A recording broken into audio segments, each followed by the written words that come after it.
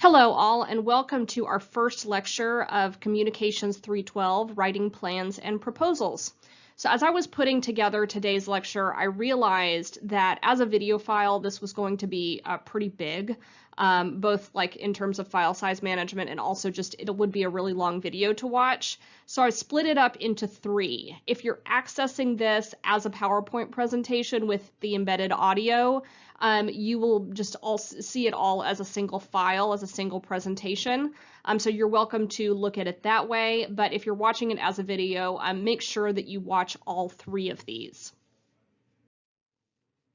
In the first video, I am going to be covering why grammar and style are important in a business writing context, and also how business writing differs from other forms of writing that you may have done in college.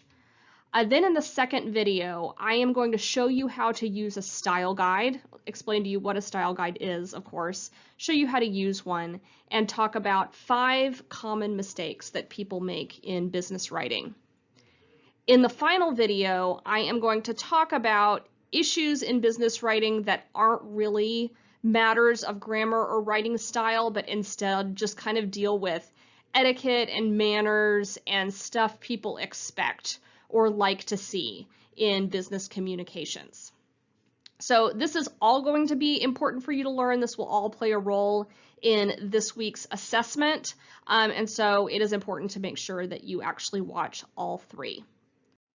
So as I said in the introduction, for some of you, this lecture is going to feel a lot like review. It's going to cover things that you may have learned a really long time ago, although many people could likely use a reminder, while for some other people, like all of the content I'm presenting today might be really overwhelming. In either situation, I ask you to practice some patience, both for yourself and for me. Grammar is almost no one's favorite topic. It's not necessarily my favorite topic. But for some of you, this may be the first time anyone has ever explicitly taught you what a run-on sentence is, or maybe you had some kind of vague idea of what made something a sentence fragment, but were never totally sure how to fix it. And so if that's the case, this is going to be good for you. It's important to review these concepts as you are developing as a writer. You know, for those of you for whom this feels like a lot of new stuff or just feels like a lot to take in all at once, keep in mind that we are going to be working on these things all throughout this session, okay? You're going to be doing regular practice every single week on the areas that are giving you the most difficulty. So give yourself some time to really get it. Okay, so why are we even talking about this? Why are grammar and style important? So writing in the modern workplace is pretty much inescapable. Whether you are composing a long report or you're in charge of writing the company newsletter, you're responding to client emails, or you're just simply engaging in the company Slack channel, you are likely going to be doing some kind of writing on the job on a daily basis. Bad writing is such a problem in the business world that it's estimated to cost companies $400 billion every year.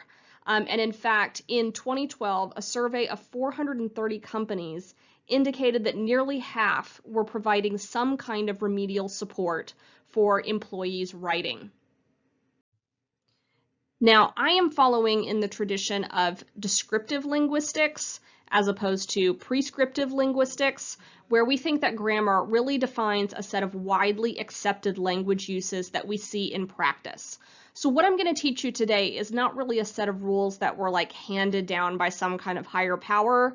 Rather, it's what people communicating in a business context generally expect to see. So using them shows that you understand those expectations, but following these guidelines also just generally has the benefit of helping your writing become more clear, more concise, more readable to your audience. If you put them into practice, it shows good professionalism. It shows that you've thought about what you are writing and who you are writing for. So how is business writing different from other types of writing? It's important to note here that writing and speaking in English can take many different forms. Because English is spoken all over the world by people with different histories, cultures, and language backgrounds, its rules can change depending on your context.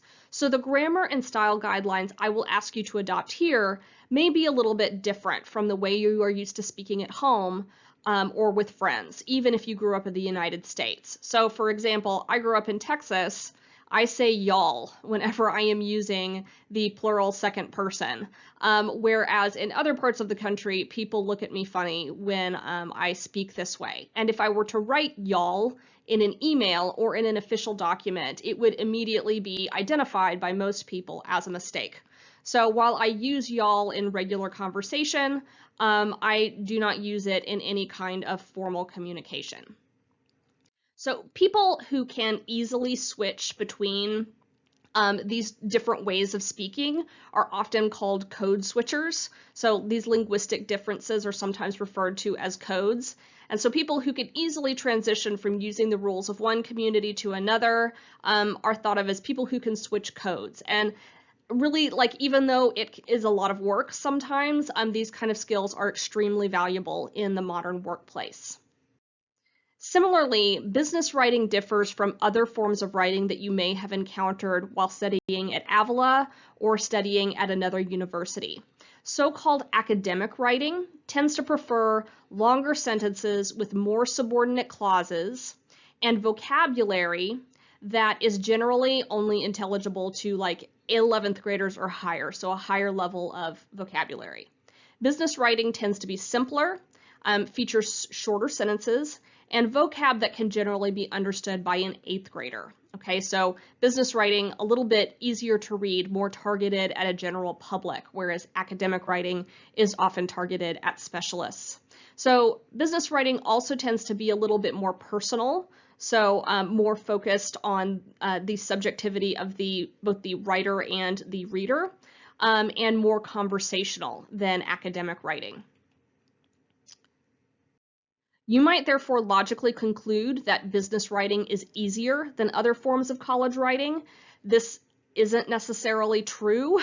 It can actually be pretty difficult to learn to express yourself with the kind of clarity and concision that is required for effective business writing. This is going to require you to think very hard about the audience that you're writing for, and therefore to kind of put your imagination to work. So to kind of imagine the perspective of the person you are writing for. Furthermore, writing conversationally doesn't simply mean just writing like you talk. We process information very differently when we are listening than when we are reading. So good conversational writing often looks very natural, but in fact, it typically requires a lot of work and revision to get it to read that way.